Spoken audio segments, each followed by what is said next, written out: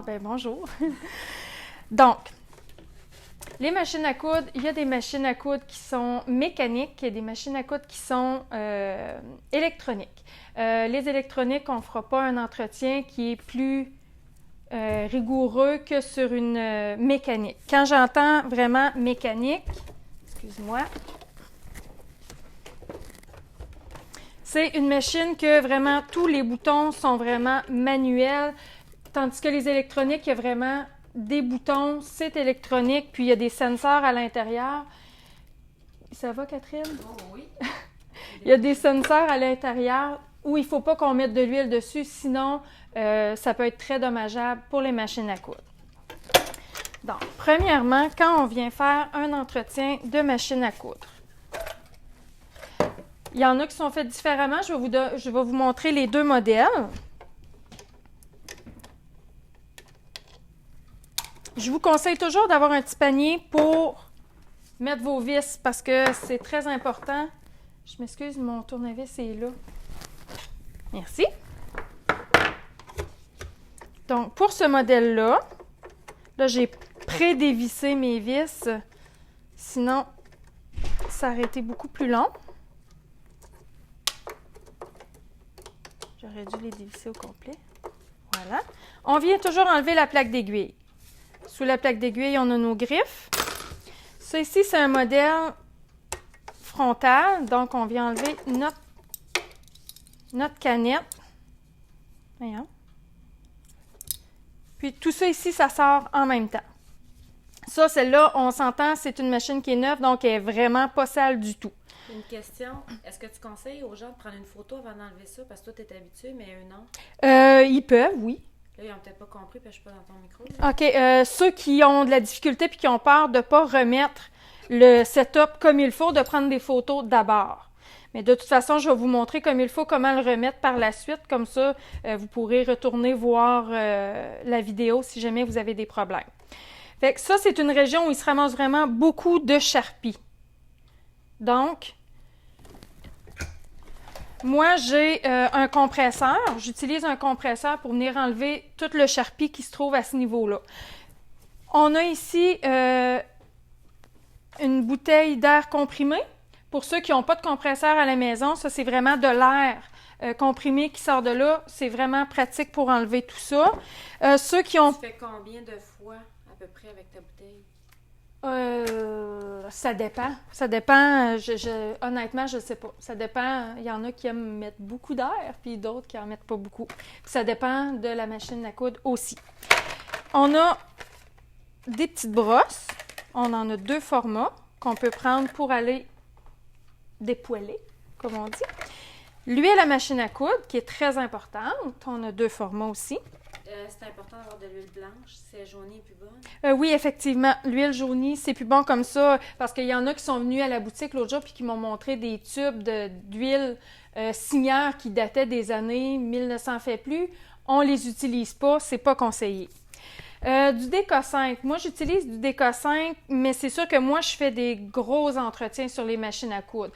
Vous pouvez l'utiliser si jamais vous avez besoin de... Il y a des taches de gras un peu partout. Ça, vous pouvez l'utiliser ailleurs à la maison, pas juste sur les machines à coudre. Le fer à repasser, oui, merci Catherine.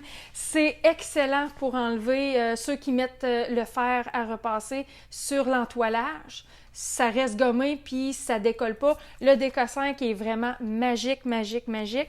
Puis souvent aussi, dans mes entretiens, il y en a qui, tu sais, il y a de la colle sur les poteaux ici. Ça, là, c'est vraiment super pour enlever tout ça. Voilà. Fait que dans ce type de machine-là, on vient passer l'air ici pour enlever vraiment tout le charpie qui se retrouve dedans. Puis par la suite, moi j'ai mon petit pot d'huile ici. Cette machine-là, on peut venir mettre une goutte d'huile ici. Comme ça. Puis évidemment, on pèse sur la pédale pour la faire rouler. Sur la pédale ou tu roules manuel? Ben là, je roule manuel parce qu'elle n'est pas branchée, là, mais vous pouvez y aller avec la pédale. OK. Là, je vais montrer au niveau de la tête.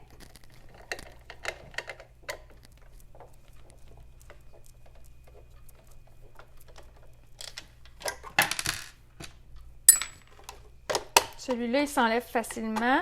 Il y en a que les petits boîtiers ici sont plus difficiles à venir enlever. Des fois, il faut venir tirer un petit peu, mais on n'a pas le choix, il faut le faire. À ce niveau-là, ici, dans une machine qui est mécanique, on voit que tout ça ici, ça bouge. Ça ici, ça bouge. En arrière, ici, ça bouge. Dans les mécaniques, on peut venir mettre de l'huile là où ça bouge. Premièrement, avant de mettre de l'huile, toujours passer l'air pour enlever le plus de charpie possible. Puis par la suite, la barre d'aiguille. Tu veux-tu prendre le crayon vert? Parce que ça... Ah, d'accord. Au niveau d'ici, il y a même un petit trou la plupart du temps pour mettre de l'huile. Puis au fond aussi, on met de l'huile partout où ça bouge. Pour ce qui est des machines à coudre mécaniques. Tu vas mettre combien d'huile? Une goutte. Une goutte, pas plus, parce que ça donne rien d'en mettre plus, elle va finir par couler. C'est sûr que quand on décide de remonter tout ça, allez pas tout de suite avec votre projet préféré parce que vous allez mettre de l'huile dessus, puis là, ça sera pas le fun à enlever. Est-ce que ça se nettoie bien de l'huile de machine à coudre? De l'huile de machine à coudre, on peut l'utiliser du savon à vaisselle pour venir dissoudre l'huile, puis laver normalement. J'utilise aussi, quand ça part pas, j'utilise du Lestoil. Le Lestoil, c'est fait... OK, sur la bouteille, c'est bizarre parce qu'ils disent qu'on peut enlever l'huile sur l'asphalte dans le cours, mais on peut vraiment l'utiliser sur les vêtements. C'est vraiment merveilleux. J'ai utilisé sur les robes de bal, j'ai utilisé sur des machines... pas des machines à coudre, sur des robes de mariée, puis j'ai jamais eu aucun problème. C'est vraiment très bien. Tu l'utilises directement sur ton tissu? Oui, directement sur le tissu. Ensuite, on attend 15 minutes, puis on lave. Voilà. Fait que pour celle-là ici, je vais venir remonter. Comme ça ici. Cette partie-là, elle vient là. Et cette partie-là ici. Comme ça. Clic, clic. Si ça ne fait pas clic, c'est pas bon. Voilà. Pour cette machine-là. Je vais la mettre de côté. Oui, je peux, mais...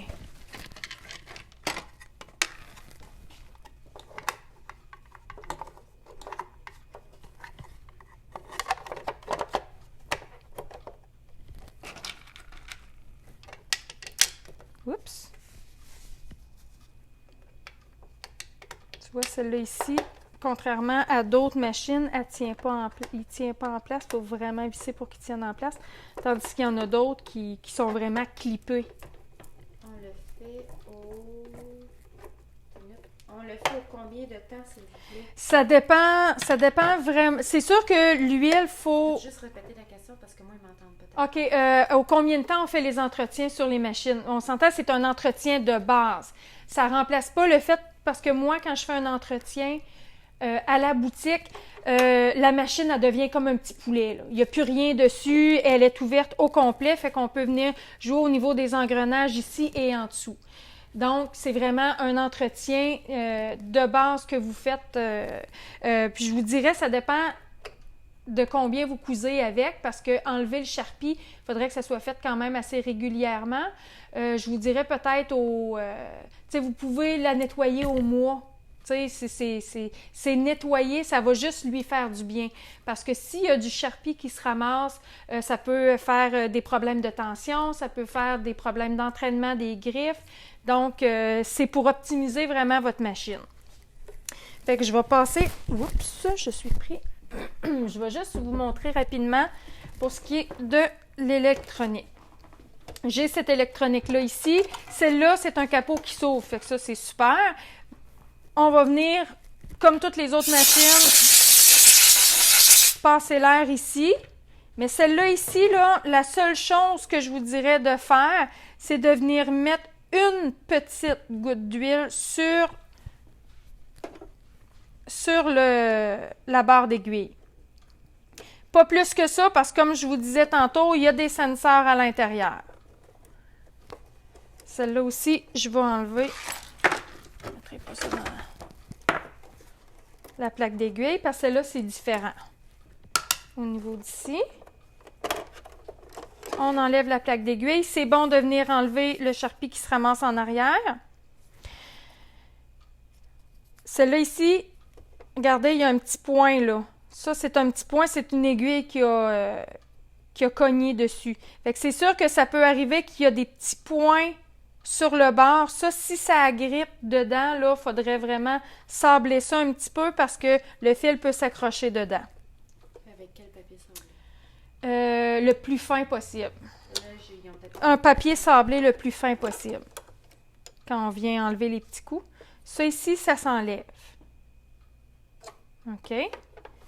Encore là. On enlève l'air. Ici, sur cette machine-là, c'est une électronique. Il y a un petit coton à l'intérieur pour l'huile. Fait que ça, ici, vous pouvez venir mettre une goutte d'huile. Non, faut pas l'enlever. Ça, il y en a beaucoup qui font ça, qui pensent que c'est du charpie, puis ils viennent avec les petites pinces à surjeter, ils viennent enlever ça. Il faut pas l'enlever, il est pour rester là. Fait qu'ensuite de ça, ce que vous pouvez faire, je l'ai dit, de mettre une goutte d'huile à cet emplacement-là. Une seule, pas une gorgée. Ici, sur un modèle comme celui-là, il y a une vis en dessous. Il y en a une deuxième? Il y en a une deuxième de cachée là. Parce que sur les machines électroniques, souvent, ça va être plus de la graisse qui va être mise à certains endroits. Une graisse qui ne fiche pas.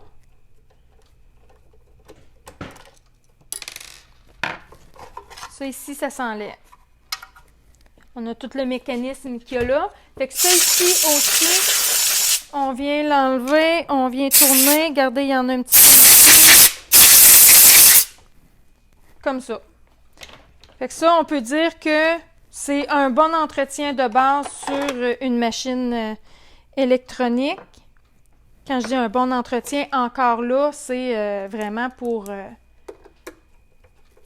préserver la machine. Puis pour la qualité de couture, exactement. Je cherchais comment le... Il y a Rosaline qui n'a plus de son, mais elle va pouvoir réécouter la capsule. Faudrait que tu lui dises là, que t'as juste un problème. OK, tout est beau. Est-ce qu'il y a des gens qui ne m'entendent pas? Si jamais il y en a qui avaient perdu le son, parce qu'il y en a qui ont dit qu'ils avaient perdu le son, ça va être possible de réécouter la vidéo. Ça ici, on remet notre petit... Ça aussi, le bobbin case, c'est important de venir le nettoyer comme il faut. Comme ça, on remet le bobbin case en place. On s'assure qu'il est bien placé. On remet notre plaque d'aiguille. On remet les vis, puis c'est fait. Fait que voilà pour cette machine-là. L'autre machine, celle-là, j'ai-tu besoin de la montrer? Je vais juste montrer parce que, en fait, c'est une machine mécanique au même titre que la première que je vous ai montrée, mais celle-là est vraiment chargement par le dessus. Puis, il y a aussi les vis en dessous, cette partie-là ici qu'on peut enlever. Fait que ça ici, vous pouvez l'enlever pour venir enlever le charpie qu'il y a à l'intérieur. Fait que c'est au même titre que la mécanique du début. Vous pouvez mettre de l'huile là où ça bouge. Fait que voilà pour celle-là. Ça a bugué tantôt, mais c'est revenu. OK, parfait. Maintenant, la surjeteuse. La bête. Ouais, bon. Celle-là, c'est vraiment une surjeteuse qui n'a pas eu d'entretien dessus. Donc, elle est sale. Ça, c'est... Voilà. On enlève tous les fils.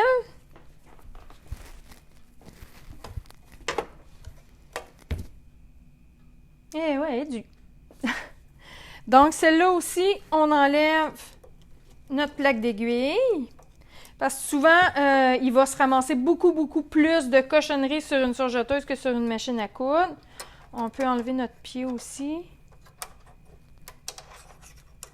Comme ça. Ça ici, ça va avec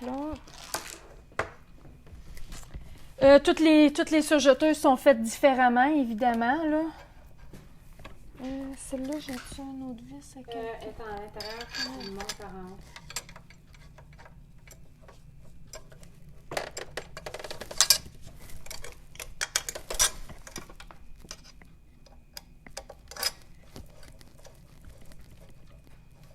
Pour nettoyer ma machine, je me suis acheté un souffleur X-Power électrique. J'ai mis une photo sur mon site.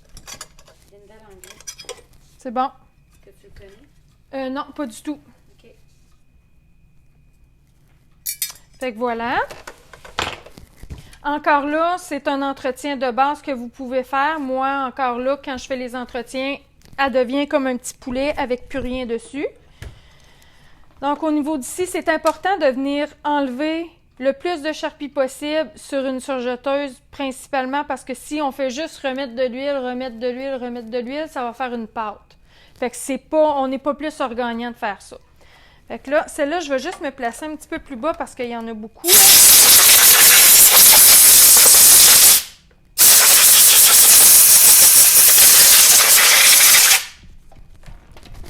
vais la faire bouger un petit peu. Oups, je suis pris.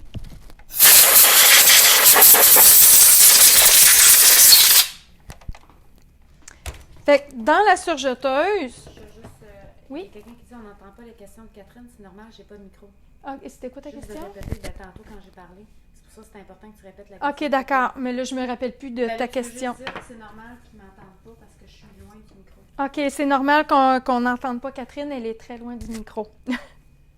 Dans la surjeteuse, c'est là que la petite brosse, ça devient quand même importante pour essayer de venir dans tous les petits raccoins, des fois qu'on ne peut pas atteindre avec le souffleur ou bien qu'à cause de l'huile, ça ne s'enlève pas. Donc, ça ici, ce que je vous conseille, c'est peut-être de noter l'emplacement de vos... Voyons, j'ai un blanc. De vos tensions. On les met à 0, puis... On vient passer l'air dedans. Ce qu'on peut faire aussi, on peut prendre un petit coton non pelucheux qu'on va venir rentrer dans nos tensions pour venir les nettoyer comme ça. Est-ce qu'une machine qui... les tensions se mettent à 0 quand on lève le pied, est-ce qu'on a besoin de les mettre à 0? Non. Répète la question. Oui, il y a quelqu'un qui demande si une machine qui lève les tensions automatiquement avec le pied, si on est obligé de les mettre à 0. Je dirais que non. Je le fais quand même, mais en général, les tensions, ils s'ouvrent. Je veux juste voir, est-ce qu'ils s'ouvrent autant? Oui, ils s'ouvrent autant, donc je dirais que non. Si les tensions s'ouvrent avec le pied, vous n'êtes pas obligé de les mettre à 0. Principalement, les surjeteuses qui ont des tensionneurs en façade, eux, le pied ne les ouvrira pas automatiquement. Est-ce que tu parles de surjeteuses avec des roulettes en avant, juste le spécifier? Oui, avec les roulettes de tension qui sont en avant. Les surjeteuses, que les tensionneurs sont en avant, le pied n'ouvre pas les tensions quand on lève le pied. Voilà. Mon huile. Fait qu'au niveau de la surjeteuse, ça, on peut mettre de l'huile là où ça bouge. Ça ici, très important. Ici, on vient d'en mettre.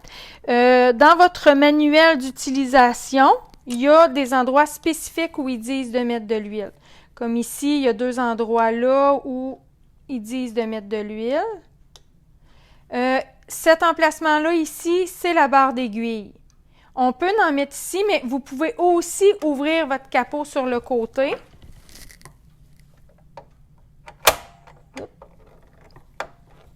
Voyons.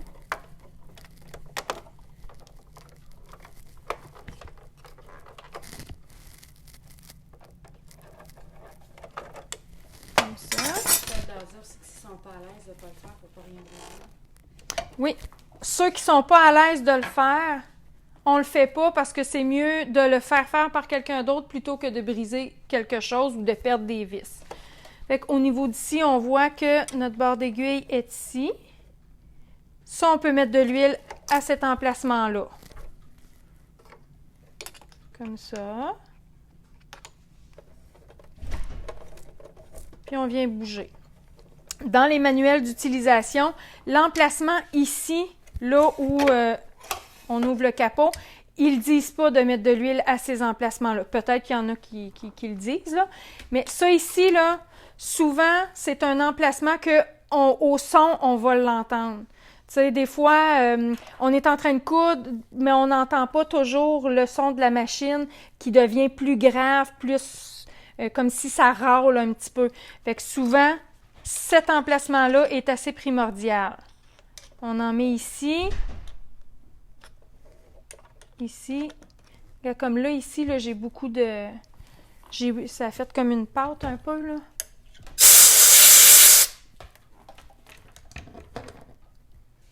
Ça, on peut nettoyer ça puis venir mettre de l'huile.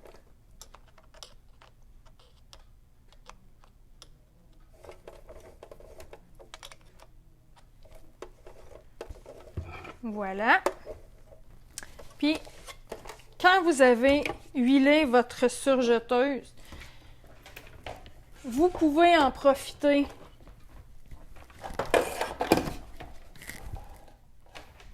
pour la faire boire. Parce que dans le fond, oui, vous mettez de l'huile, mais si vous la laissez sur le comptoir, ben l'huile, elle s'en ira pas partout où elle est supposée d'être. Donc là, on l'ouvre, puis on la laisse aller un petit peu. Bon, oui, elle est douce. Voilà.